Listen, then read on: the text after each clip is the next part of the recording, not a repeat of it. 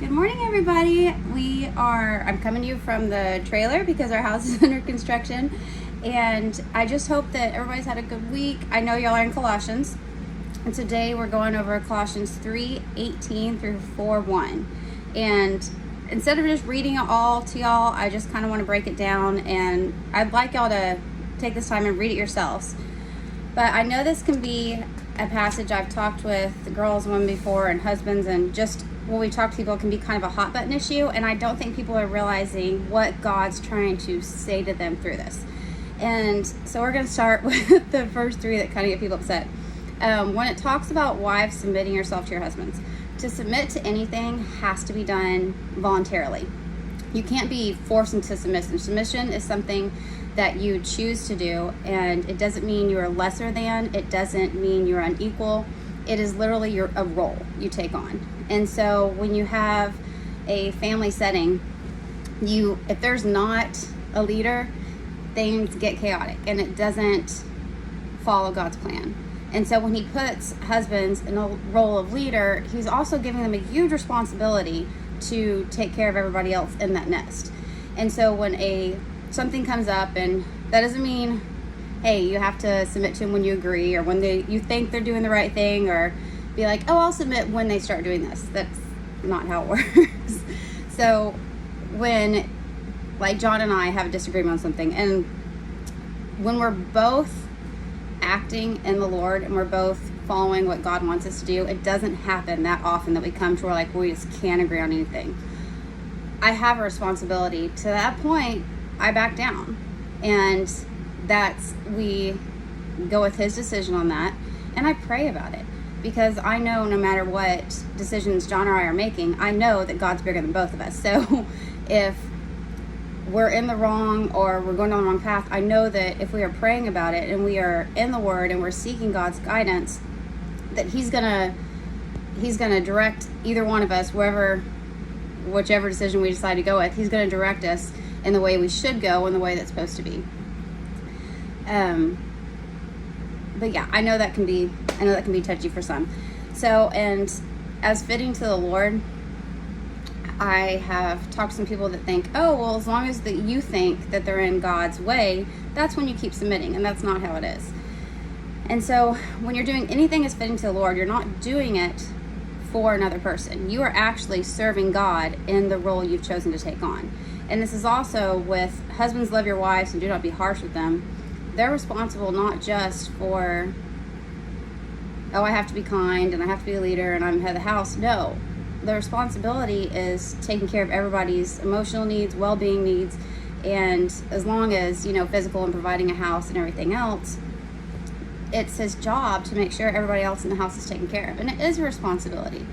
And so, but when the husband's doing his role and the wife's submitting to that and she's doing it for the Lord, that's how it just makes it all work. I wish I could explain better. But children, obey your parents. I thought this was interesting they brought this back up, and I actually looked into it because, yes, the first commandment is children, honor and obey your parents in the Lord, for this is right, so that we go well with you and you have a long life on earth. But when he's saying obey your parents, he's actually talking to the ones that are still living at home. And so, yes, we always are supposed to honor our parents, even after we move out and you guys go to college and everything else. You're still supposed to show them honor. And it also doesn't stipulate, hey, I'm going to honor them when they're in the right. That'd be easy, wouldn't it? So it's honoring them through everything.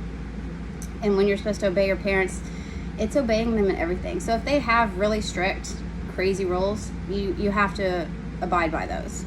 I think that you can pray and you can try and talk to them, but that's how you show them honor. And so even through all of these, through wives, husbands, children, just remember that through this entire book of Colossians 3, that you are actually serving the Lord in your role. You're not serving just your parents. You're not serving your wife or your husband. You're not serving your master. You're actually serving the Lord. And so, like in Matthew 6:19, it talks about don't store your treasures on earth. You're storing for heaven. And so I can tell you personally, when there's times when I know I'm supposed to follow a certain thing or when I'm supposed to submit, I don't go and be like, all right, I'm going to listen to you because, that's what God says. It is quietly and humbly doing what I need to do and knowing and doing it for the Lord, because when you submit yourself in any of these roles, or when you're obeying your parents, husbands, when you're loving your wives, and slaves, we're going to get into that, when you're obeying your masters, you're not just doing it for that person. You are serving Lord doing that.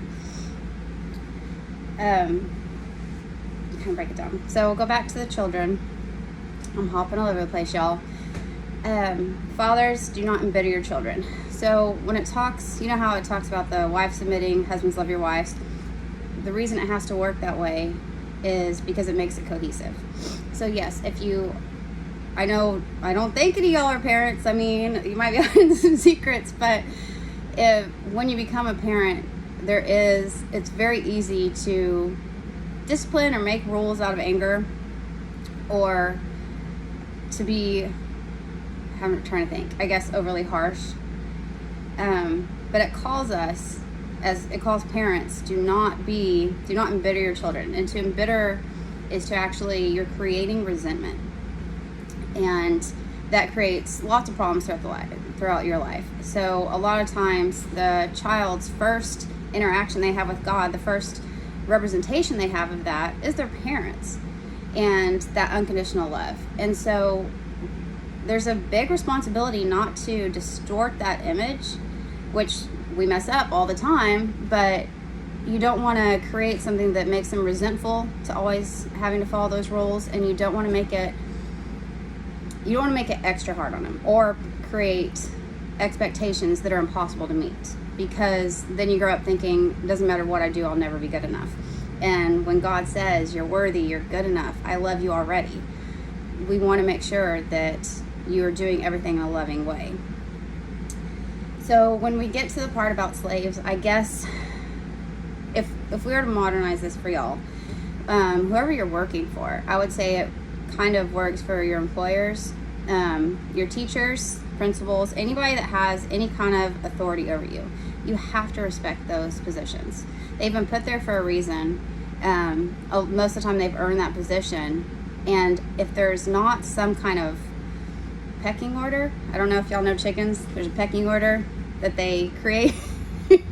So if there's not that kind of order, there's always chaos. Anytime you don't find order, there's always chaos. And so you need to show that respect to authority. And even when it's hard, just remembering that, hey, I'm going to show my respect. I'm going to follow these rules, even though it's hard, because I want to show God's love in this. I want to show how God has made my heart to where I can humbly serve even when it's difficult. And so it goes like on 3:24, since you know that you will receive inheritance from the Lord as a reward. It is the Lord Christ you're serving. He says it right there. You're not doing it for the people on earth. I mean, we're imperfect. Everybody screws up. We mess up all the time. But to know you are actually getting to serve Christ in that. And I don't take that opportunity and do your absolute best in it. Because we know if we had Jesus sitting right here next to us, we were working, say you're a waitress. I mean, don't you think if Jesus was at your table, you would be the best server in the world all the time? But, if you keep that on the forefront of your mind, it makes everything so much easier. It makes everything so much more worthwhile and rewarding as you're doing it. So anyone who does wrong will be repaid for the wrongs. There is no favoritism. So that calls a responsibility to show no favoritism as anybody we work for or working with, that's kind of hard. But he's saying that, say you have 2 employees, and one's your best friend but doesn't work quite as hard as the other one, that kind of annoying, you can't stand. You can't show that favoritism. They get paid for what they do. And so that doesn't mean like, hey, this one took off, I'm going to pay him the same amount. The Lord doesn't show favoritism. None of us are greater than anybody else here on this earth. It just doesn't work that way. I know it's easy. I think it's easier to see it after we had the kids, and I don't think I truly understood that until you realize you don't love either one of them less.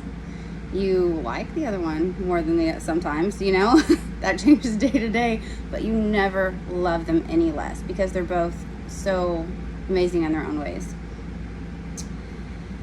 And then it ends with 4:1 for today's message. It said, "Masters, provide your slaves with what is right and fair, because you know that you also have a master in heaven." And so God's calling us to keep that responsibility in the forefront of our minds.